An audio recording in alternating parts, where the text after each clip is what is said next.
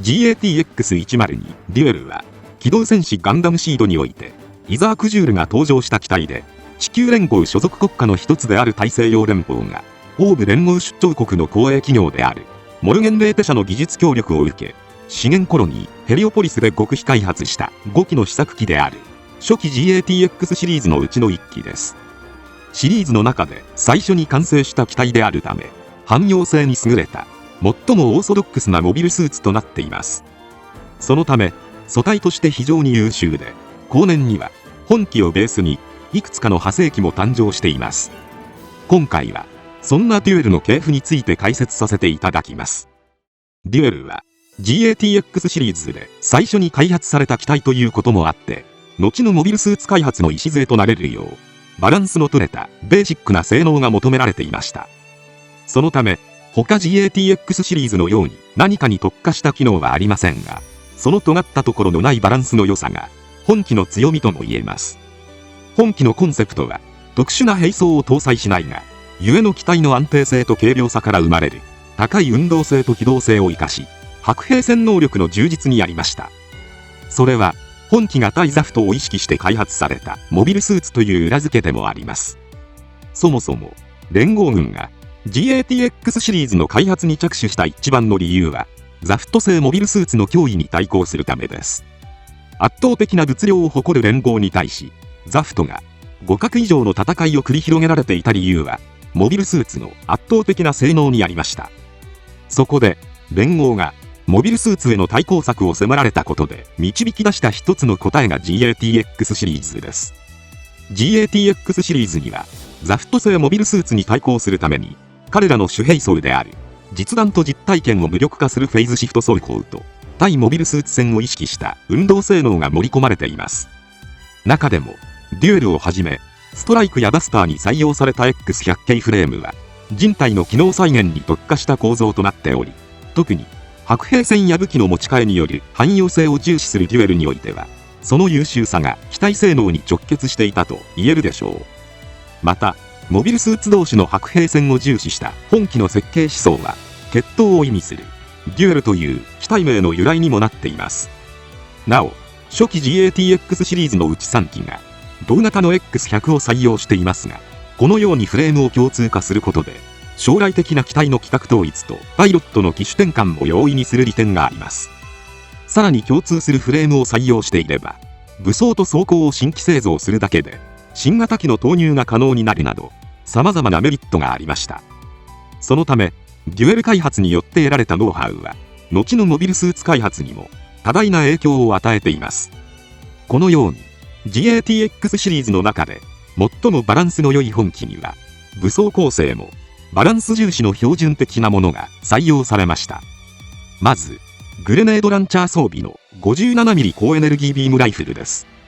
本機の主兵装で、口径はストライクのライフルと同じですが、重心下部に小型のグレネードランチャーが搭載されています。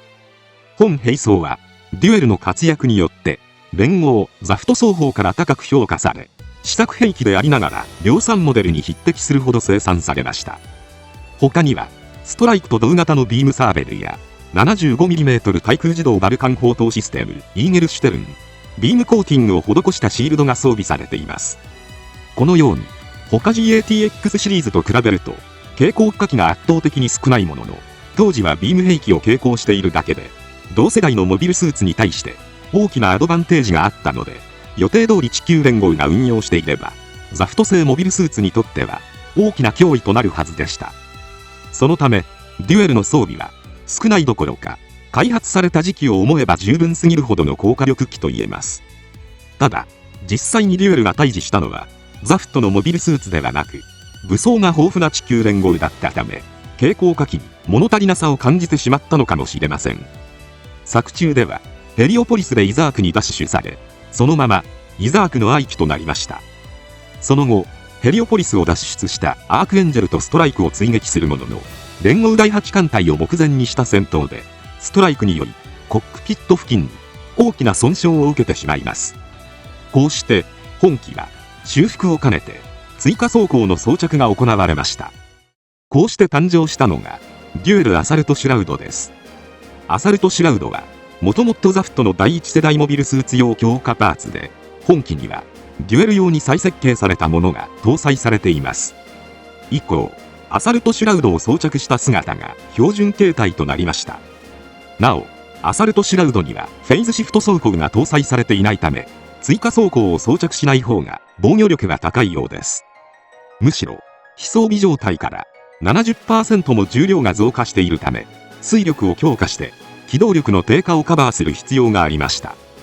しかし、推力強化のため、脚部やバックパックにバーニャを増設し、背部にスタビライザーを追加したことで、宇宙空間における機動性は逆に向上しています。また、武装面では、バスターを参考にしたものが追加されています。まず、右肩部に装備された 115mm レールガン、シバーです。もともとは、陣用に用意されていた兵装を転用したもので、本来デュエルに装備されるはずだったレイボルグの代替品として装着されています。フェイズシフト装甲を持つ機体に対して効果は薄いものの、電磁力で射出される弾丸は、通常兵器に対して絶大な威力を発揮しました。左肩には 220m 径5連装ミサイルポッドを搭載しています。本兵装を装備したことで、施設破壊や飽和攻撃など、本来デュエルにできないような運用も可能となりました。このように、一見、デュエル本来の強みを潰すような強化にも見えますが、本兵装の進化は、防御力よりも火力と宇宙空間における機動性の向上にありました。その相性の高さは、敵である連合軍にも認められ、後に開発されるデュエルの派生機に、本機を参考にした兵装が装着されています。劇中では、アサルトシュラウド装着後、そのまま低軌道における連合第8艦隊と、地球に降下しようとするアークエンジェルとの戦いに参加します。連合艦隊には、大きな痛手を与えたものの、ストライクの妨害もあって、アークエンジェルの地球降下を許した上、自身も地球の引力に惹かれ、バスターと共に地球へ降下しました。その後、バルトフェルド隊と共闘した際には、砂漠で足を取られ、動くことすらままならない様子が描かれています。また、新たに編成されたザラ隊の一員としてストライクと交戦するものの、敗北を重ねていきました。しかし、イザークは、かつての親友と殺し合っていたアスランの苦悩を知り、戦争を終わらせるために本当に必要なことについて考えていきます。そして、最終決戦である第2次ヤキンドゥエ攻防戦では、かなりの危機を救い、フォビドゥンを撃破。さらに、バスターの武装を借り受けてベイダーを撃破するなど、多大な戦果を上げて終戦を迎えました。なお、漫画機動戦士ガンダムシード D では、ジェグス装備が登場しています。こちらは、リンの飛行ユニットをベースに、ヘリオポリスで入手した IWSP のデータを組み合わせて作った試作品とされています。このように、汎用性の高いデュエルは、数々の派生機が作られています。まず、ロングダガーです。本機は、漫画シードアストレイに登場しました。初期 GATX シリーズが強奪され、モビルスーツの配備が遅れていた連合が、戦力の穴を埋めるために開発した機体です。そのため、大多数のナチュラル向けに、性能や操縦性を調整したストライクダガーと異なり、本機は、コーディネーターやブーステッドマン用の高性能機として完成しました。本機は、デュエルのコンセプトを色濃く受け継いでいるため、実際は、デュエルの後継機となっています。しかし、連合としては、ザフトにダッシュされた機体の名前を使用するのに抵抗感があったため、デュエルダガーではなくロングダガーという名称が与えられました。ただ、後にロングダガーをナチュラル用に改修した機体には、改めて、デュエルダガーの名称が与えられています。本機には、着脱式の追加装甲、フォルテストラが用意されています。元は本機の設計に盛り込まれていなかった兵装ですが、アークエンジェルに残された、デュエルアサルトシュラウドとの戦闘データから開発されています。武装の構成もデュエルのものと酷似しているため、連合版アサルトシュラウドとも言える装備です。ちなみに、地球連合の量産機ストライクダガーは、ザフトにダッシュされなかったストライクにあやかって、ストライクダガーの名が冠された機体ですが、書籍、機動戦士ガンダム、モビルスーツ大全集2006では、機体の傾向としては、デュエルに酷似しているとされているので、デュエルの機体特性の高さは地球連合内で評価されていたようです。ヤキンドゥエ戦役終結後も、デュエルの派生機は、さらに開発が進められます。まず、シード、コズミックイラ73、スターゲイザーでは、ブルデュエルが登場し、ファントムペインのミューディ・ホルクロフトによって運用されました。本機はファントムペインが推進したエースパイロット用カスタマイズモビルスーツ開発計画アクタイオンプロジェクトによって再製造されたデュエルをベースに近接白兵戦闘を重視したカスタマイズが施されています。最大の特徴として増加装甲フォルテストラを持ちます。これはロングダガーに採用されたものを再設計し、スラスターの追加や各種兵装の見直しによって機動力と火力が大幅に向上しています。ただ本機のフォルテストラは着脱式ではなく固定装備なので、追加装甲もフェイズシフト装甲となります。同時に可動域や機動性を損なわないよう装甲の採用部位が配慮されたので、デュエルアサルトシュラウドの欠点だった運動性の低下を抑えつつ防御力の向上にも成功しています。武装面では原型機から一新され、よりモビルスーツとの白兵戦を意識したものに変更されました。まずリトラクタブルビームガンを持ちます。通常時は両腕に内蔵されており、戦闘時には展開して使用できます。全長が短いため取り回しに優れており、高い速射性能を誇るため複数の敵を相手取る際に有効な兵装です。頭部にはイーゲルシュテルンより口径を落としたトーデスシュレッケン 12.5mm 自動近接防御火器を装備。格闘兵装はビームサーベルに加えて投げナイフとしても使用できるスティレット投擲分身対装甲貫入弾を搭載しています。また右肩にマウントされたシールドにはスコルピオン機動レールガンを内蔵。このように装甲、機動力、火力と全てにおいて原型機のウィークポイントを解消することで高い白兵戦能力を有した機体として完成しました。作中ではストライクノワール、ベルデバスターと連携し、複数のザフトモビルスーツを相手取る場面が見られます。しかしハンニバル級陸上戦艦ボナパルトの防衛任務の際に左足を損傷して転倒したところを3機のケルベロスバクーハウンドによってめった刺しにされ、パイロットも悲惨な死を遂げました。このシーンのイメージが強すぎるからか、視聴者からは犬の餌と呼ばれてしまうこともある不遇の機体でもあります。次にレーゲンデュエルです。本機はシード VS アストレイにて登場しました。謎の組織ライブラリアンが独自に改修を行った機体で、状況に応じて装備を変えて戦うというコンセプトです。武装面ではまずレールバズーカゲイボルムを持ちます。これはもともとデュエル用に開発された兵装ですが、ヘリオポリス襲撃の際にゴールドフレームが持ち出したため原型機が装備する機会はなかった武装です。背部にはゲイボルムだけではなくアグにも選択してマウントできるバズーカストライカーを装備。本機の武器庫として機能するほか、デッドウェイトとなる近距離戦闘時にはパージしてそのまま証拠隠滅のため爆破することも可能とされています。他には原型機と同じく頭部のイーゲルシュッテルン、ビームサーベル、グレネードランチャー付き高エネルギービームライフル、シールドが装備されています。また携行武器としてデュエルアサルトシュラウドが装備していたシバーを手持ち武器に改修したレールライフルルドラも持ちます。なお追加アーマーは装着箇所が限られていて、さらに武装を都度パージする都合上追加装甲が余計なウェイトになることはないようです。本機はこれらの武装で近中遠距離全てに対応できることが強みですが、距離に応じて的確に武装を使いこなすのは至難の業で、通常の兵士には扱いきれないとされています。作中ではカイト・マディガンが登場し、アグニス・ブラーへのターンデルタを撃破するなど活躍を見せています。またグードベアのバンセイバーやイライジャ・キールの専用ザク・ファントムとも交戦するものの、ライブラリアン崩壊まで機体は残存しました。その後はカイトの所有物となり、彼のパーソナルマークがマーキングされています。その後さらに時は進み、コズミックイラ75年劇場版シードフリーダムではかつてのイザークの愛機が再び登場しました。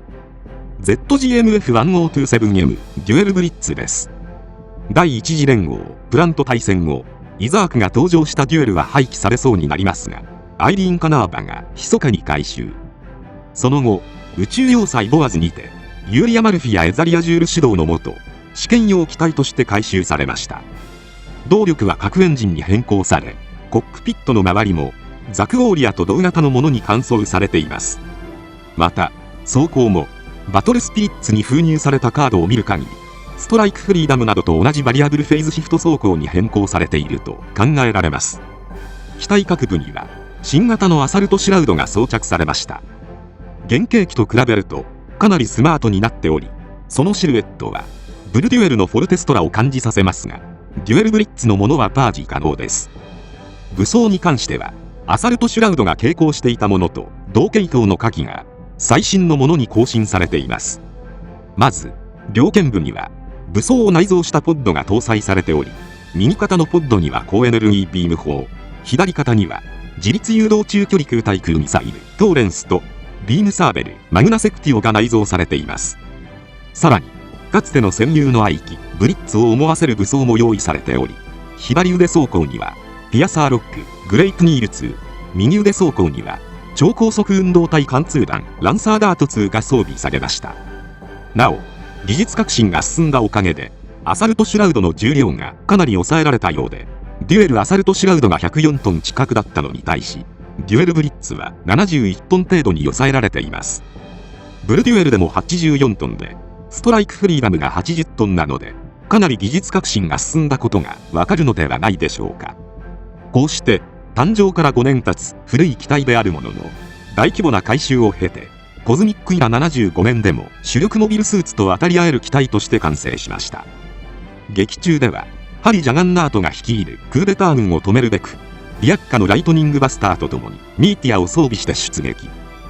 月面のオーブ軍とクーデター軍の戦闘に介入し、ジャガンナートへ投降を呼びかけます。しかしジャガンナートは投降に応じなかったため、ミーティアをパージし、彼のノルナスカ級高速戦闘艦へかつてのブリッツと同じモーションでランサーダートを叩き込み撃沈させました。その後は再びミーティアを装着し、ミレニアムの護衛に当たっています。ということで以上、デュエルの系譜についてでした。余談ですが、イザークはもともとシード終盤に死亡する予定だったとされています。しかし声優である関智一さんの演技により人気が爆発したため、最後まで生き残ったことが関さん本人の口から語られています。また福田監督は当初シードフリーダムにデュエルブリッツとライトニングバスターを登場させることを考えていなかったものの、制作担当の方から古い機体のガンプラがあるとファンが喜ぶのではという意見で説得されたという話をされています。イザークはシードフリーダムゼロでは新型フリーダムを運ぶ重要な任務を受けているので、またさらに視聴者を楽しませてくれる面白い展開が待ち受けているかもしれません。今回は以上となります。チャンネル登録されるかはお任せいたしますので、もしよければもう一本動画を見ていただければとても嬉しいです。最後までご視聴いただきありがとうございました。